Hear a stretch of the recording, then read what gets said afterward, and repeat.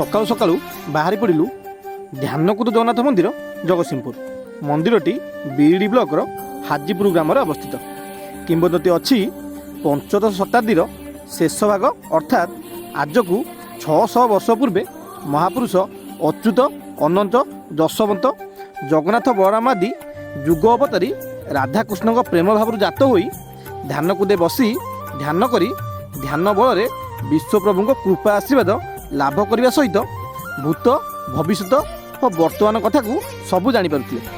ମାଳିକାର ସପ୍ତମ ଅଧ୍ୟାୟରେ ମଧ୍ୟ ଧ୍ୟାନକୁଦକୁ ଗୁପ୍ତ ବୃନ୍ଦାବନ କହିଥିବା ବେଳେ ଧ୍ୟାନକୁଦଠାରେ ଗୁଜଲୀଳା ଅର୍ଥାତ୍ ଭକ୍ତ ଭଗବାନଙ୍କ ଗୁପ୍ତଲୀଳା ହେବ ବୋଲି ଲେଖାଯାଇଛି। ବିଭିନ୍ନ ତାଳପତ୍ର, ପୋଥି ଓ ପାଣ୍ଡୁଲିପି ଓ ପ୍ରାଚୀନ ଧର୍ମଗ୍ରନ୍ଥରେ ଧ୍ୟାନକୁଦଠାରେ ନିଶ୍ଚୟ କଳ୍କିଲୀଳା ହେବ ବୋଲି ଉଲ୍ଲେଖ କରାଯାଇଛି।